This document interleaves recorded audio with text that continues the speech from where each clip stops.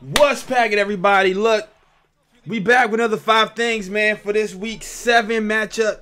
Who, what, when, where, and why the Packers took an L to the Washington Commanders in Washington, man. It wasn't pretty, 3 in a row, but it must be done. First thing is who stood out on offense. And this is an obvious no-brainer for me. It's Aaron Jones. Okay, the man had 8 carries for 23 yards. Not really anything impressive, but 9 receptions for 56 yards and 2 touchdowns. The critical touchdown at the end brought the Packers within striking distance, but they could not seal the deal. The other standout for me, it was kind of a collective effort of standouts. Campbell, he had the pick 6. He was all over the field. He flashed in a couple of different plays for me. And then you have Rasul Douglas. He had a couple of plays. Some were called back due to penalties, but you can see him being very active as well all over the field. So I would highlight those 2 dudes and say that they stood out the most to me. The second thing is, what was the biggest takeaway? And let me tell you, man, it's a lot of different takeaways that I can have from this game. And I struggle with the biggest. What is the biggest takeaway? I mean, there's so much to be said about the offense. There's even stuff to be said about the defense, about coaching, about special teams. I mean, but the biggest takeaway to me is when I look at this game and I look back at some of the other games, there is one consistent issue on both sides of the ball. The flag! Too many flags on the play. And I think at the end of the day, if they could clean up the penalties at the very least, clean the penalties up on both sides of the ball, which is allowing offenses to have extended drives against our defense after making, you know, getting a 3 and out, or having a big sack on 2nd down to make it 3 and long, or getting their hands on a ball to create a turnover, or even, who knows, score points like Rasul did on the scoop and score. It was pulled back. It was called back because of a penalty, man. If they could just clean up penalties, offense and defense, this team, which right now is still a very talented roster, but they're not playing well. And so, to me, I'm going to say they're not a good team right now. Does that mean they can't become a good team? No, but they're not a good team right now. And good teams have, and teams that aren't playing well but are still talented, have a very small margin for victory. If the Packers can clean up some of these penalties, maybe they can win some of these close games against some of these other equally bad teams. All right, the third thing is, when was the turning point? And there's a couple of different turning points or momentum shifters in this game for me, but I'm going to go with the Rasul Douglas called back force the scoop and score. The Packers were up 14-10. And Rasul Douglas, there was a sack by Rashawn Gary. He forces the ball out, and the Packers could have gone up 21-10 on the scoop and score by Rasul Douglas, and instead, right before the half, they get nothing. They don't get no points. And coming out of half, Commanders get the ball, they score, they take the lead over the Packers. So it's a momentum shifter. It swung kind of the game. The momentum was in a balance, really, and it allowed Washington to take it out in the second half. So I'm gonna say that was a major turning point in that game.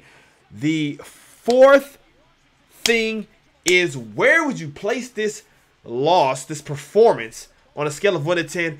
And I'm gonna give him a 2.1. 2.1. I don't really know what else there is to say. I mean, when you watch the game live, and when you watch, you get a different impression from this team when you watch the game live, and you get a whole different impression when you watch them on the film, on the All 22, and you see that they're really not that far away. Defensively speaking, they're a good team, and they played well and for stretches of this game, and they just had a couple of mistakes here, 1 or 2 mistakes here that kind of cost them. And this is a good defense. This is a really good defense, but they're not elite. And the only way that they can win now with the offense not playing up to par is if this defense takes it to the next level and becomes an elite defense. But I mean, even still, you allowed this Washington Commanders team, which had not really been moving the ball that well, after the first week, you allowed them to put up, over, 23 points or whatever it is. I mean, but they still didn't allow a 20 yards passer, a 100-yard rusher, or a 100-yard receiver. So, I mean, it's kind of an anomaly. It's kind of the anomaly. And offensively, I mean, Jones was involved, but not nearly. I mean, as much as he was involved with the 2 touchdowns, he wasn't involved enough. And I don't know how any of this really is getting into my where would I place this. It just wasn't a solid performance by them. Too many turnovers. They turned the ball over more, or there was like a couple other fumbles that got recovered by Green Bay. So I mean, it was just a bad performance, sloppy game. A 2.1. Why did the Packers ultimately lose this game? They lost because yet again, the offense was not playing complementary football. The offense did not keep pace with the defense's production. What the defense was doing, the offense wasn't keeping pace as the defense was getting 3 and outs from creating turnovers. The offense didn't really do much. They got Aaron Jones involved. I said earlier his stat line: 8 carries for 23 yards and 9 receptions for 56 yards and 2 touchdowns. But that second touchdown didn't come till the fourth quarter, the end of the game, as the Packers were trailing and desperately trying to come back to come back and win the game. So it's like a little too late, in my opinion. There's no reason on God's green earth why Aaron Jones should have anything less than 10, 15. Honestly, if Aaron Jones doesn't have at least 20 carries a game, it's a big fat F. I don't care what else you do. I don't care who else scores. It's an F on the game plan. It's an F on the performance if Aaron Jones doesn't have at least 20 carries. Or maybe it's a D. I don't know. But to me, it's just negligence at this point. I love the 10 targets and the 9 receptions for Jones. Now, imagine you add 12 more carries on for that. Rodgers had 35 passes and only completed 23 of them. To me, I think Rodgers should only have 23, 25 passes total. They didn't get Jones involved enough. Ultimately, Aaron Jones is the straw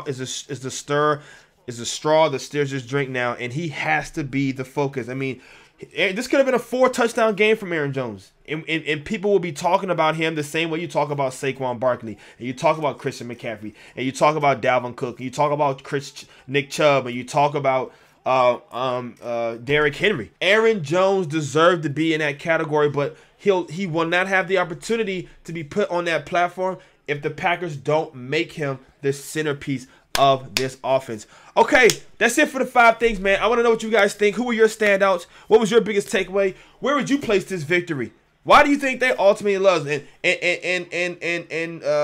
what was the turning point, man? Let me know in the comments down below. Thank you guys for rocking with me. Thank you guys for being consistent, even though I'm not always as consistent as I like to be. Thank you guys for the support and all my new subscribers, man. Appreciate you. Love. Until the next time, go Pack, go. And remember, the Bears still suck.